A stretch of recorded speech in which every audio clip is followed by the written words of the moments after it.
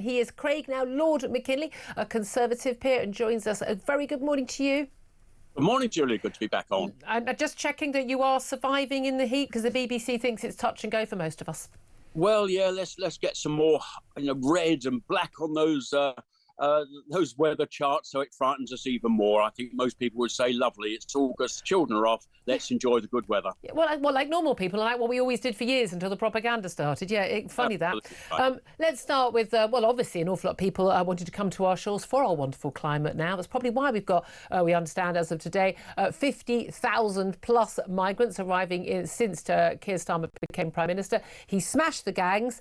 Hasn't gone quite as well as perhaps he hoped, with a 48% increase, so almost a 50% increase in the number of migrants arriving in our country. What do you make of that figure?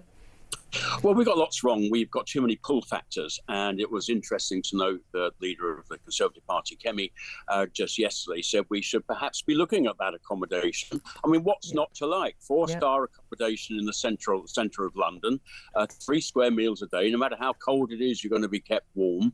You've got the opportunity of illegal working for one of the delivery companies. Seems to be a very easy touch to get yourself on the back of, and also, because of the activism of our judges, you've got a better chance of getting your application for refugee status approved in the UK than any other European country. Unless we get those things right, it doesn't really matter what we do. So perhaps we should be looking at the quality of the accommodation. But there was an issue, wasn't there? There's a whole thing about, when it all came out that people were in, these migrants were kept in 4-star hotels.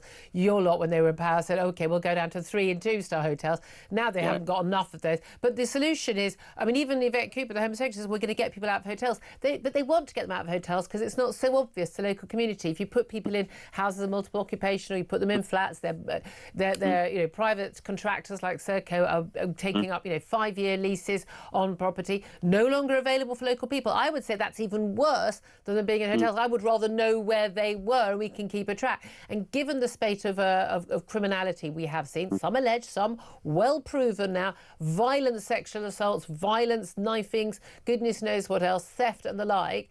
Not saying all of these people are, and there will somewhere among this be some genuine asylum seekers who we do want to help, maybe depending on what they can contribute to this country, because I'm sorry, I don't think we should have an open door policy on that.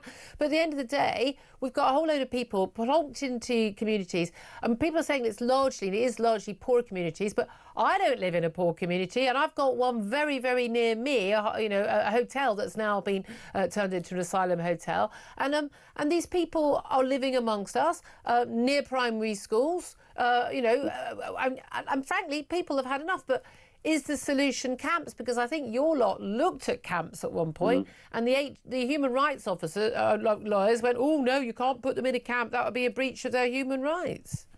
Well, what I find really bizarre is that we seem to have a different interpretation of the ECHR rules, whatever they are, in the UK compared to the rest of European countries that these people have passed through. That's what I've never understood. Why is the likelihood of getting asylum claim higher in the UK than, say, in Spain? Why is it that we take more notice of the what they call the judge in pyjamas Rule 39, whatever we think of that, in the UK than any other countries? In Germany, they only comply with 60% of those. In Spain, only 40%. The UK, 80%. Of course, all meant to be the same backdrop. So the desirability of the UK should be no more than any other country. So we're doing something wrong. Now I've got an idea. Perhaps the French might allow to be. Oh, sorry, the line's cutting out a little bit there. Hopefully, we're shouting, smash Craig, the gangs on the beaches of France. Maybe that is what is missing. Craig, you just said you had an idea. Just missed the beginning of that because the line went. You said your idea is what should the French do? I said, let's have some loudspeakers on the beaches of northern France shouting out Yvette Cooper's voice saying, we're here to smash the gangs, because the obviously not listening. But I'd love that. Oh, God, I mean, as if that's going to work. But the latest proposal to have this sort of one in and one out, which we know is completely shambolic. It's in the hands of the French. If you claim that you've got a human rights claim in the UK, you will not be exported. Aha! a loophole emerges, dare I say, and then the French get to choose who they send this way. Yep. Let me guess, it's not going to be the cream of the crop, shall I? Or am I being a little cynical? Oh, so cynical, so cynical.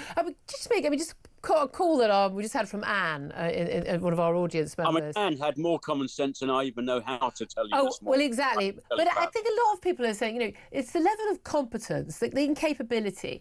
There was a certain arrogance in Labour, wasn't it? Which is like, look, the big problem is, A, they're Tories.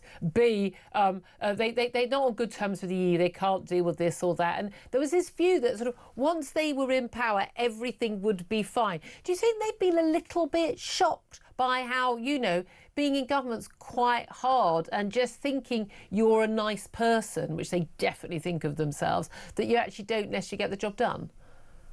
Well, a government is tough. I mean, we've made it tough. We've made it perhaps too tough. We have created a labyrinth of rules and regulations. I was reading a piece the other day, very interesting. It was Churchill, just after the war, said if a country has more than 10,000 laws, it becomes ungovernable. We have created 100,000 statutory instruments since the war, and then we wonder why we are looking fairly ungovernable. Yeah. I mean, just looking at something like the a labyrinthine act that we should never have seen the light of day. I think it was the last phases of that while I was in hospital, so I can sort of claim clean hands on that. Yeah. Was the Online Safety Act. Yep. I mean, how the big players are meant to fathom their way through this. So, on phase one, they're actually closing down a little bit too liberally, as we thought they would, because they're worried about being on the wrong side of the law. Yeah, so people don't get to see news footage even of things like protests against asylum hotels. And MPs, and even MPs giving speeches, I'm given to understand. And then they get wrapped on the knuckles for saying, they're being too over-prescriptive of what they're banning. Yeah. So what is this central line that they're meant to be able to... Yeah, well, maybe they shouldn't ban anything that isn't a criminal act. Maybe. Well, I mean, or not deliberately inciting crime as opposed to reporting crime. I mean, maybe they could do that. Good old common law served this country very well for a very long time. It's actually serving a lot of this world very well, particularly the rise of the UAE and Dubai, is because they're based on common law. It's very understandable. You know if something's dangerous. You know if something is nasty. Yeah. Trying to put that in words becomes very difficult. But because of 50 years of EU membership, we got rather used to having laws which actually had to be written down to understand common sense. We don't need that. No, exactly. Well, here's an issue of common sense here then. We've got a shopkeeper, Rob Davies, running the Run Ragged Vintage Shop in Wrexham in North Wales. He puts a notice up in the window telling shoppers some cabinets were locked against theft. And he basically said because of scumbag shoplifters. Apparently, the police turned up and said, don't think you should have a sign there saying they're scumbag shoplifters. Then they later clarified, once it became publicised, that actually perfectly legal for him to got it's his right to have that opinion of calling them scumbags. I mean, they can always sue for libel, can't they? I'm not sure they'd win it. But Sir Keir Starmer's press office was asked yesterday whether he would call shoplifters scumbags, and apparently he would not. Would you call shoplifters scumbags? I'd call them scumbags, and worse. Yes, this is modern parlance for perfectly understandable what we think of people who are just stealing from other people. It's normal parlance, and to think that the police even thought it worthwhile to visit, quite frankly, I think speaks volumes about...